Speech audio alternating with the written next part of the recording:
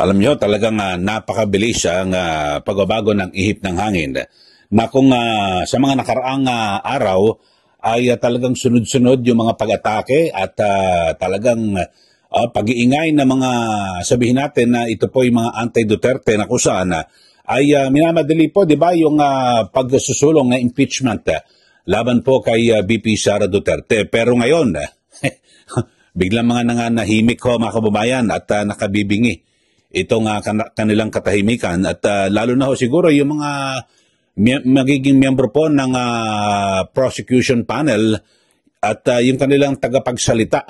Sino ba yan? Attorney Bukoy ba yun? Diba? Talagang ingay ng ingay, halos araw-araw ay nagpapa-interview. Ano kaya ang sagot ho nila dito sa naging kautusan ng Korte Suprema? Kumbaga noon sa nakaraan sa sa basketball, nasa opensa ho sila eh. Talagang atake, talagang opensa ang grabe ho mga kababayan. At ang kampo po ni VP Sara Duterte, depensa ng depensa. Kumbaga sa boxing mga kababayan, talagang inulan ng mga suntok ho at salag lang ho. Ito si VP Sara Duterte. Pero ngayon ho, ang bilis po ng pagbabago. Dahil sa matindi po itong kautusan ng Korte Suprema at ito, dalawang bagay ho eh. Ang iniutos ng Korte Suprema na magpaliwanag ang Kamara kung bakit at ano ang nangyari dito ho sa naunang 3 impeachment cases. Diyan po at ano ba ang ginawa?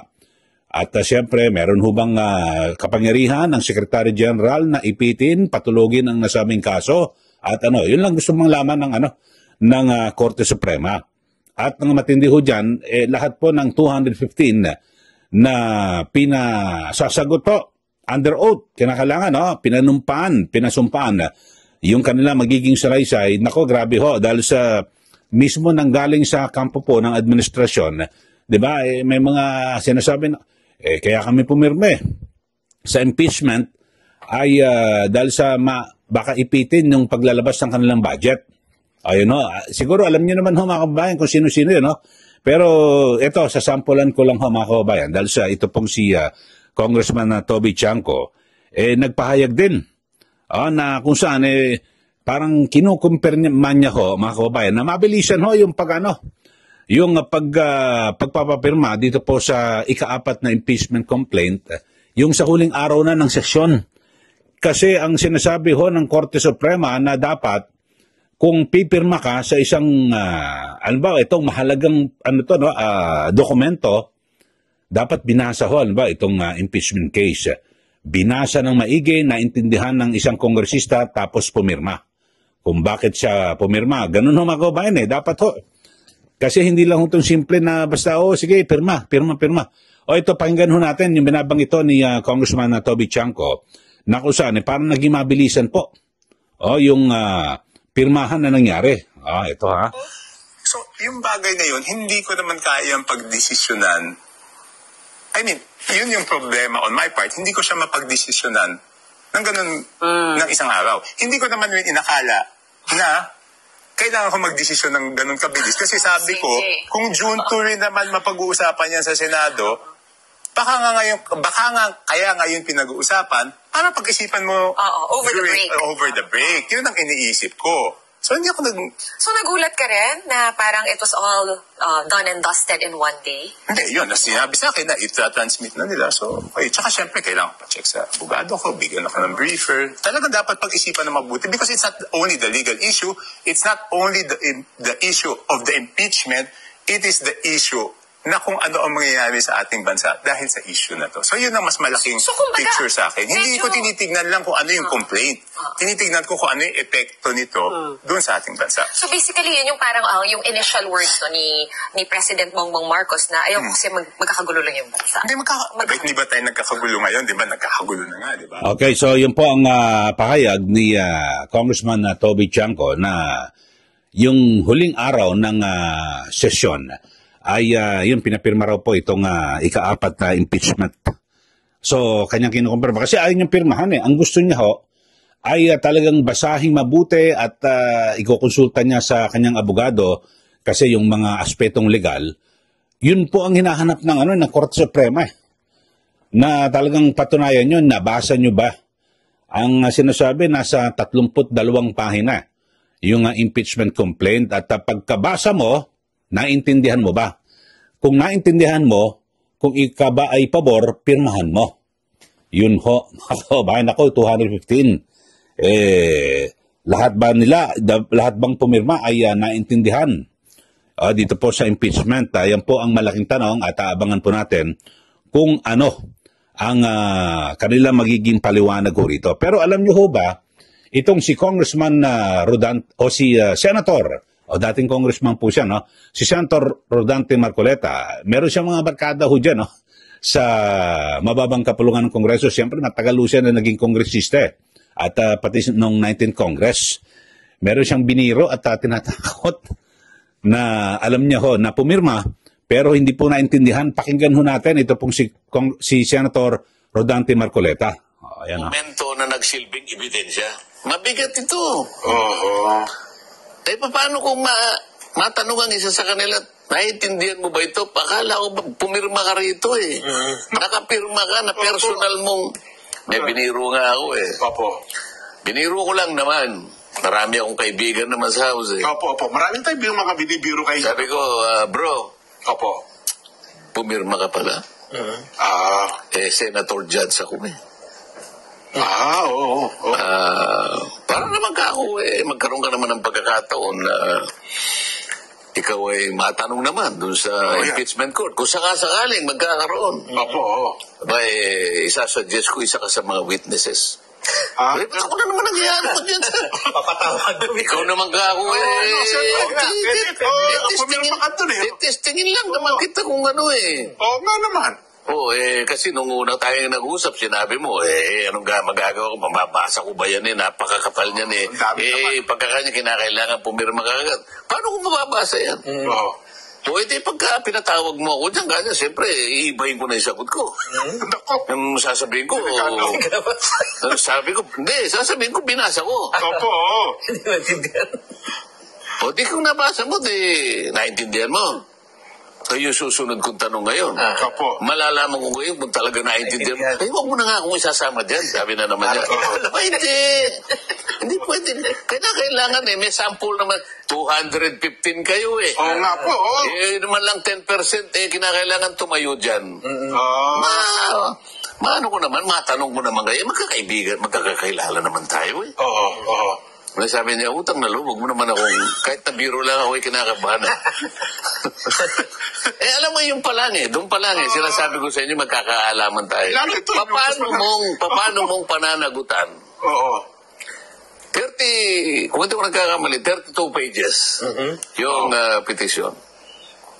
Ang pinag-uusapan natin, mga terminong pang-abogado to. Technical ito Yes po. Okay. Karamihan naman sa amin doon, hindi siguro wala, baka 10% na ang abogado doon sa House of Representatives. 33 pages na isang dokumentong panglegal. Na yung maaaring yung ibang terminong nabasa mo nun mo lang nabasa. Ibig mo ba sabihin, matatapos mo yun in 30 minutes? Mukhang imposible nga. Baka hindi. Hindi naman 30 minutes. Pagkapirma, siguro, wala pang 2 minutes Yun ang gustong mangyari ng Korte Suprema dyan. Sa utos siya, opo. Kasi tinatanong niya binigyan niyo ba? Ayun. Okay, so yun po ang pahayag ni Senator Rodante Marcoleta na kung saan meron po siyang konfirmasyon na meron mo siyang kilalang kongresista na na kung saan ay umamin na basta pumirma lang hindi nabasa yung dokumento na kanyang pinirmahan. So, yun talagang isa po sa magpapatunay na marami pong mambabatas ang hindi na po inintindi yung laman ng complaint basta pirma ng pirma. At base nga sa mga naunang report at may mga umamin na mga kababayan, may mga talumpati ang dami ako niyan Hindi ko na lang iisa-isen. Alam nyo, sa mga nauna kong vlog ay naisabi ko na yan. Na binabagit na nagpapaliwanag sila sa kanilang kababayan na bakit sila pumirma para wag daw po maipit at yung kanilang budget sa distrito. Di po ba? So, ito ho mga kababayan, mabigat ho yung mga kautusan ng Korte Suprema na kung saan dapat talagang pag magpapapirma ka ng ganyan, lahat ba yung 215 o lahat siguro yung mahigit sa 300 na miyembro ng Kamara, nabigyan po ng kopya. Tapos, yung mga pipirma, talagang titiyakin mo na ikaw ay naliwanagan at nakumbinsi ka na talagang dapat kang pumirma dahil sa iyong pananaw, sa iyong pagkakaintindi na talagang may basihan. Yung complaint. Yun na, abangan natin dyan. Pero eto, nagbigay lang ako ng mga ehemplo. Yung kay Congressman Toby Chanco na sinasabi na kanyang kinukumpirma na para isang araw lang ho yung huling session day ng Kamara, doon nagkapirma, nagulat pa nga raw siya, bilis gusto niya kasi talagang basahin mabuti at ikonsulta pa sa kanyang abogado. Yun po ang tama, ang sinasabi po ng Supreme Court. Tapos si Senator Marcoleta naman, binamagit niya, meron siyang biniro nga, tinatakot niya na talagang hindi po nabasa yung complaint. So dito ho talagang mahihirapan. So yun po, ang bilisun ng pagbabago, no?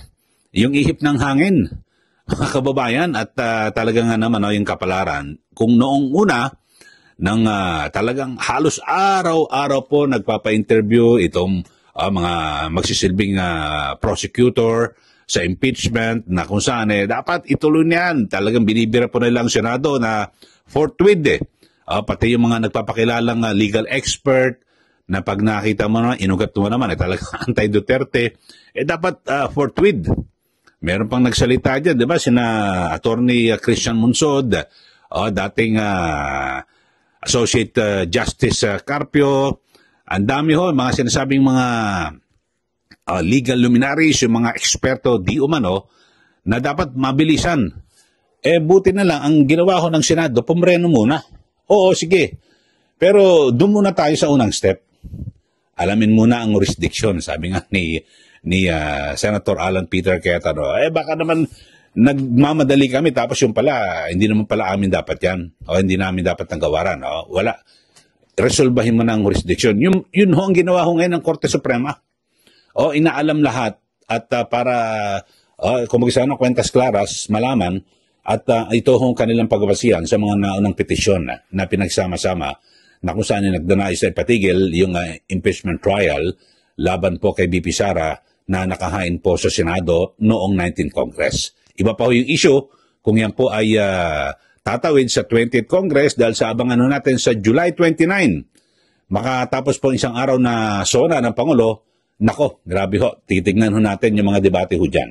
Okay, so sa mga bago lang po sa ating channel, subscribe na po, paki-like at share. Maraming salamat po. Muli, ito po si Ka Eli. Magandang araw po sa ating lahat.